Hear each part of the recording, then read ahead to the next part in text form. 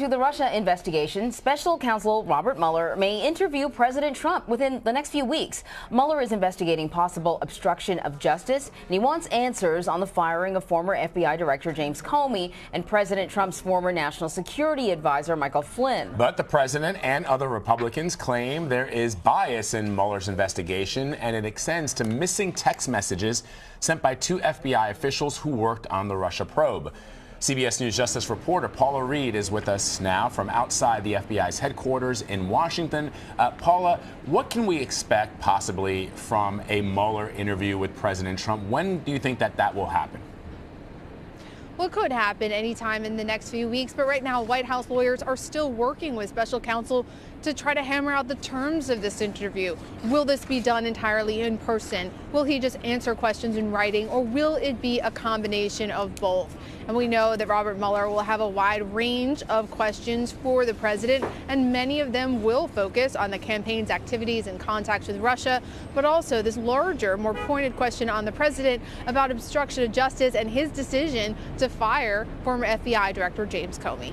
Now, according to the Washington Post, the president is eager to answer questions, but that is not the general sentiment, according to the report of some of the people surrounding him, including a former aide of his, Roger Stone, who said this would be a suicide mission. Why do you suppose he said that? I think that's really trying to get at this campaign to undermine Mueller, saying that going before this special counsel would not be fair, it would be a suicide mission. Certainly he's not trying to insult the president, he's trying to insult the process. I certainly wouldn't take legal advice from Roger Stone.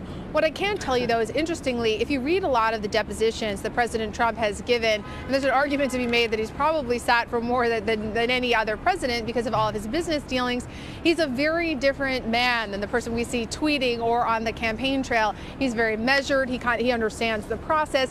It actually shows a lot that he knows how to deal with a room full of lawyers asking questions where, you know, even if you can maybe fib or stretch the truth on TV, on Twitter, you can't lie to the FBI. You'll be charged. You could go to jail. And Paula, real quick, this is speculation, but given that we are now learning that the special counsel may interview the president of the United States, would that at least give some insight into when we can see this investigation wrapping up? Clearly, the man at the top would be one of the last individuals that the special counsel would perhaps interview. Am I right about that? You're right that usually as you get closer and closer towards the end of an investigation, that's when you interview the principal people who you're looking at. But while the president may be the top of the food chain in the government, he's not necessarily the primary target or the easiest target in this investigation. The White House would like you to believe that if the president is being interviewed, this is all going to wrap up soon, but that's really wishful thinking. Every single witness, every piece of evidence provides new questions, new lines of inquiry. There's absolutely no way to definitively say that this will be wrapped up anytime soon. What we can say, though, is both Paul Manafort and Richard Gates, who have been charged in the special counsel's probe, they're going to trial, but it's been pushed back to the fall. So what we know is that the Russia investigation will continue to hang over this White House throughout the year. You know, it seems like every day there's another sort of little nugget to add to this very broad investigation now. And we are learning from some of your sources have confirmed this, that President Trump actually asked acting FBI Director Andrew McCabe, who he voted for in the 2016 election during an Oval Office visit. He did not answer. He said that he didn't vote. I don't know if that's true or not, but what can you tell us? What sort of, can you shed some light on this reporting? Yes, we have confirmed that conversation took place last year around the time shortly after FBI Director Comey was fired. This is significant because the FBI is supposed to be a nonpartisan organization. Now, very few people would ever ask that question of anyone. It's sort of bad manners. But here, the obstruction of justice focus of Robert Mueller, this conversation will be of interest to Special Counsel Mueller because there were reports that the president had asked for a, quote, loyalty pledge from the former FBI director.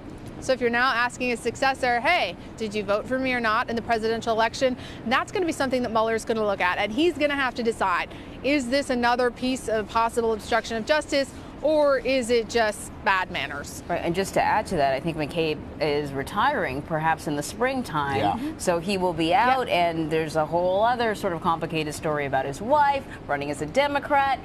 So many things. Indeed. And there's also this, Paula. President Trump tweeted yesterday, quote, Where are the 50,000 important text messages between FBI lovers Lisa Page and Peter Strzok, blaming Samsung?